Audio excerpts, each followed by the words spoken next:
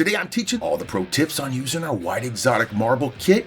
The hard part with white exotic marble is not making it dramatic, it's keeping it bright. The biggest mistake is adding too much dark color to your dirty pour bucket, and that's how bold marble turns chaotic fast. Not only that, traditional epoxies turn yellow over time, ruining that crisp white look. APEX's Stone Coat system built to combat the yellowing concern, and it's part of our complete white and light countertop system. We've got a 4-product system that's been professionally tested. APEX has lasted a simulated 20 years of outdoor UV exposure, so you no longer have to worry about that coating being on a countdown timer. By the end of this video, you're going to know exactly how to get the smoky exotic veins while keeping that surface bright, white, and under control. Now let's get to work. Alright, I'm Mitch with Stone Coat, and I'm your friendly APEX instructor. And for this project, I built a 6-foot by 2-foot vanity countertop out of MDF. I like using 3/4 inch MDF or exterior grade MDF for this kind of countertop because it lays flat, and the only downside is MDF is pretty dang heavy. Once it's sealed, sanded, dry, and primed correctly, it gives the APEX system a perfect solid foundation. Start by measuring the vanity cabinet. Anywhere you want an overhang, add about 1.5 inches. Cut the top to your finished dimensions, then cut 3-inch strips of MDF for that drop edge.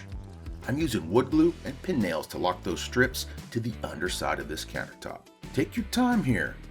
This is your foundation. Build it right the first time.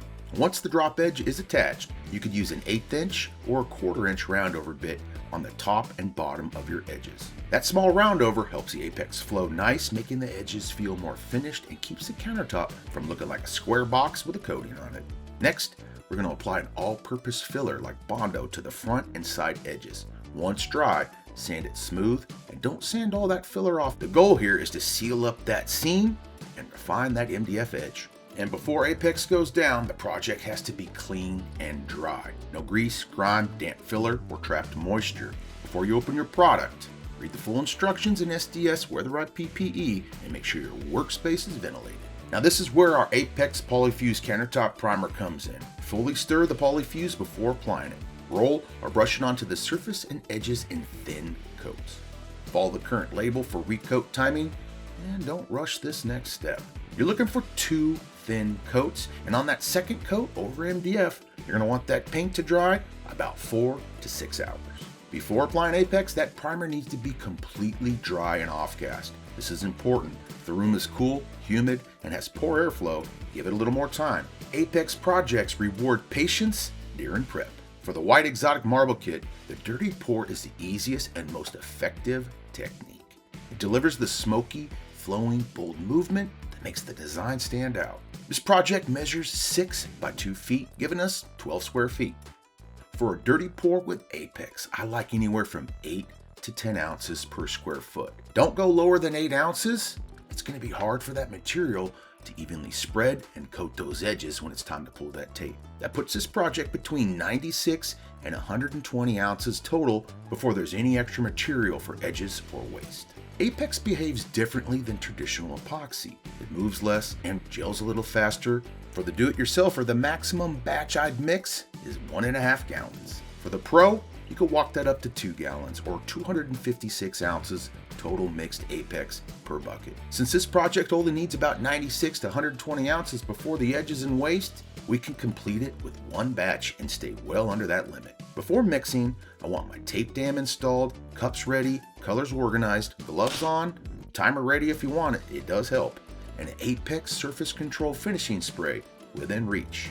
And to make this foolproof, I've linked the exact white exotic APEX kit, all my essential prep tools in the description below. So grab yours today and be ready before you pour. APEX mixes at a 2-to-1 ratio by volume. Measure accurately, it's not a place to eyeball it. Mix for 2 full minutes, scraping the sides and bottom halfway through. If you're using a drill and a paddle, keep it on low to medium speed. We don't want to whip extra air into the material. Once mixed, divide the APEX into separate color cups. Color each cup according to that recipe card. Before those colors go back into the dirty pour bucket, run a quick stick test, especially on that white. If the stick disappears under about 1/8 inch of material, the cup has the opacity we want. Then I'm going to pour those colors back into the larger bucket in a random pattern. Do not overmix the dirty pour bucket. If you blend everything together, you've already lost the movement before that pour begins. And this is where that white exotic can go wrong. Too much dark, too much blending, too many passes. We want elegant smoke, flowing movement, not too dark. We don't want smog. You want to pour out your bucket as even ribbons across the countertop. I'm not dumping one giant puddle in the middle and hoping it works itself out. I want controlled ribbons that connect, that level naturally. Watch the white. The white is the money in this design. The smoke is there to create our depth, not bury this countertop. Use APEX Surface Control Finishing Spray while the material is still wet and in the working window. Spray helps release the microbubbles and manage the surface without using a torch. Don't chase bubbles with heat. Heat can skin the surface and make microbubbles harder to manage. Surface control comes out at a very fine mist. You really can't overuse it. Use it in light passes until the microbubbles have disappeared. Now here comes the most important part. Restrain yourself. I'm looking for areas to leave alone. If every inch gets exciting, the whole design gets exhausting. Leave some breathing room. Let that white stay bright. Now next up, we're talking tape dam. The tape dam holds the material in place while it begins to thicken. For a dirty pour with a tape dam, the baseline pull is anywhere from 30 to 45 minutes from initial mix. But don't pull the tape just because the clock says so. Watch the material. It should be thick enough to hold the edge, but still wet enough to flow over it. Temperature, humidity, and material volume all affect timing.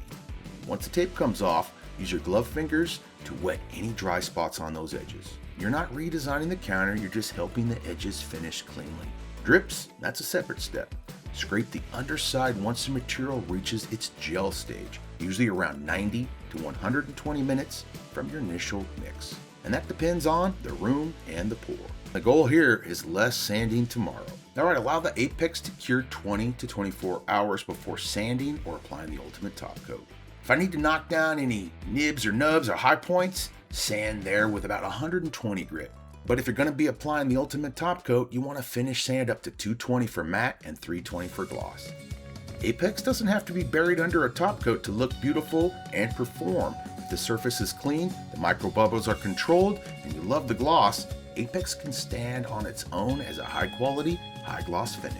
But for maximum protection, consistent sheen, and a workflow most stone coat customers already know, the ultimate top coat is my preferred final step. Drama without the mud? That's the power of the Apex system. Grab your Apex kit below, and remember, for bright stone looks, choose Apex. Don't forget, from all of us here at Stone Coat, you've got this, and we'll see you on the next video.